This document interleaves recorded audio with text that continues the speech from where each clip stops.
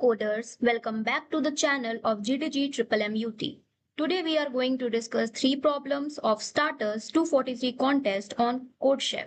Let's start with the second question, lose less. Let's understand the question. Sheffield is participating in the Football World Cup, and in the football match, a win gives 3 points, a tie gives 1 point, and a loss gives 0 points. Sheffield has played M matches and earned exactly N points. We don't know how many matches were wins, ties, or losses. Our task is to find the minimum number of losses possible. Let's understand this with the help of example. If M equal to 6 and N equal to 7, one possible way is to get 7 points from the 6 matches, 1 win plus 4 ties. Points is equal to 3 plus 4, that is 7. So the remaining 1 match must be a loss. So therefore, the minimum number of losses in this test case is 1. Now let's understand the flowchart. We will first take the test cases, then we will read M and N. Now then we check whether N is less than or equal to M. If N is less than or equal to M, we can score all N points using ties only, because each tie gives 1 point. So N matches are ties, the remaining M minus N matches are losses. So therefore losses is equal to M minus N, and this would be the result. But if N is greater than M, so tie alone cannot give enough points, because even if every match is a tie, we can get only M points. In this case, we need some wins. Now we check whether M and N are both even or both odd. This is the way to check whether both M and N are even or odd. If both are even or both are odd, then we can arrange wins and ties in such a way that all M matches are used and no loss is needed. So the answer is 0. But one match has to be a loss otherwise. So the answer is 1. After calculating the answer, we print it and move to the next test case. Let's understand the code. First, we read the number of test cases. Then for each test case, we read M and N. If N is less than or equal to M, we see out M minus N, because we can use N ties and the remaining matches become losses. Otherwise, we check M modulo 2 equal to N modulo 2. If the condition is true, then it will print 0. Otherwise, it will print 1. This is a ternary operator to solve the problem. This condition tells us whether M and N are both even or both odd. Move on to the next question, that is start for seating. Let's understand the question. We are given N football teams and the ith team has AI fans.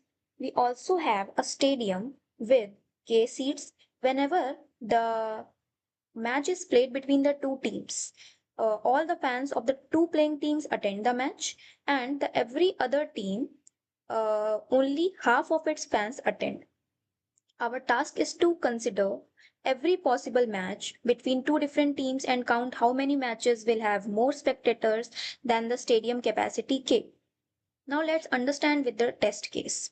Suppose N is equals to 3 and K equal to 10, and the fans are 2, 4 and 6. Now, if teams are 1 and 2, then the team 1 contribute 2 fans, team 2 contribute 4 fans, and team 3 contribute half of its fans, that is 3. So the overall sum is 9.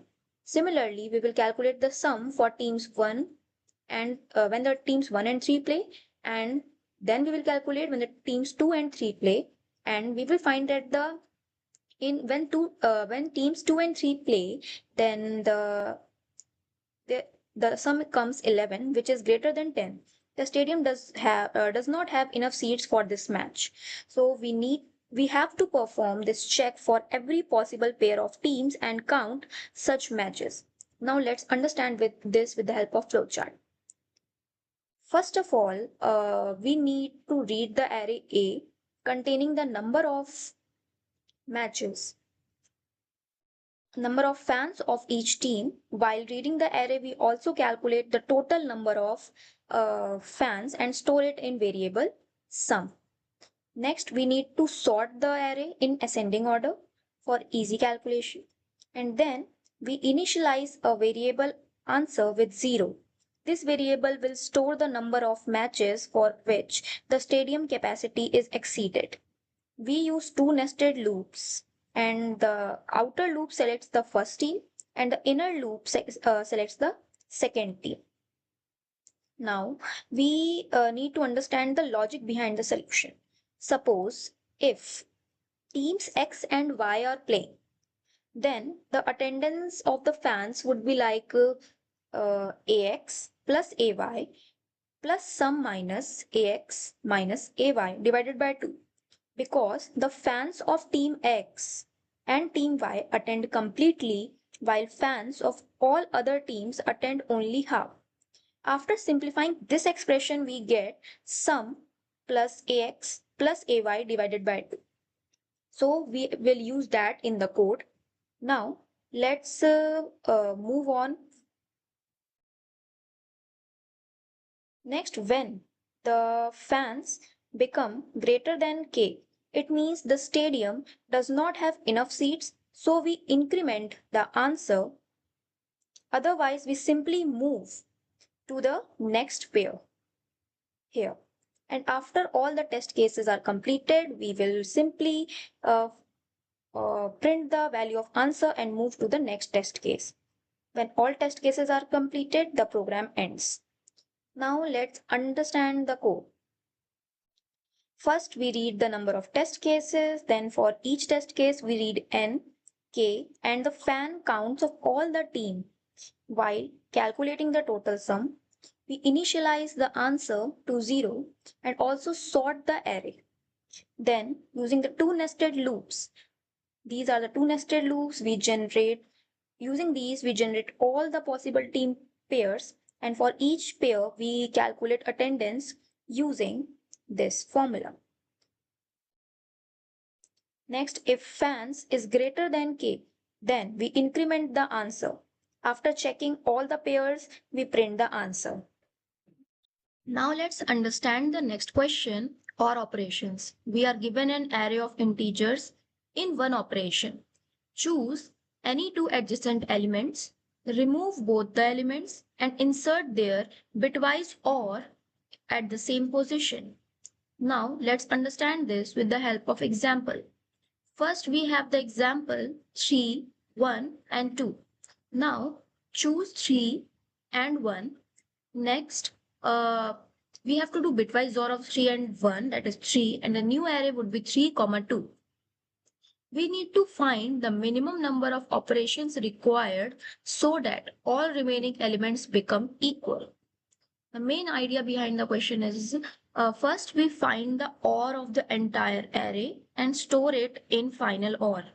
Because no matter how many OR operations we perform, the OR of the whole array never changes. So the final equal value must be final OR. Now our goal is to create as many segments as possible. Now let's understand the code. First we need to read the array and calculate the OR of all the elements. See, here we have calculated the OR of all the elements. Next, we take two variables, current and answer. This stores the OR of the current segment and answer stores the answer. Now we traverse the array again and we keep adding elements to the current segment. Whenever current is equal to final OR, it means we found one complete segment. So we reset current equal to 0. and start forming the next segment again. And if current is not equal to final OR, then this element must eventually be merged with future elements. So we do answer plus plus. Means we increment the answer by 1. Now let's understand this with the help of example.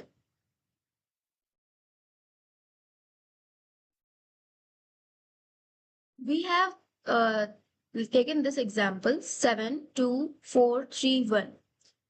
First, we will have the final OR value as 0 and we will traverse the whole array and find the value of final OR in this way. After finding the final OR, we will now traverse the array again by initializing current equal to 0 and answer equal to 0. Now we have element 7. Now current equals to final OR. We will do what? Now we will do current equal to 7. Now current equals to final OR? Yes. If current is equal to final OR, then we need to reset current equal to 0. So we will reset current equal to 0 and answer will be 0. Answer will remain 0. Now for the next element 2. Current will become 2. Now it is not equal to final OR, so the answer will be incremented by 1. Now the next element is 4. If we do a current of 4 and bitwise OR of with 2, next it will give 6. Next, it is not equal to 7. We will increment the answer by 1. So it will become 2. Now element is 3. Next element is 3. Again we will do the same procedure and our current value will become 7. Now this value is equal to final OR. And when the value is equal to final OR, we don't increment the answer. We only make the current value to 0. So answer will remain 2 here. Now let's move on to the last element, that is 1. Here the current value needs to be 1, not equal to 7.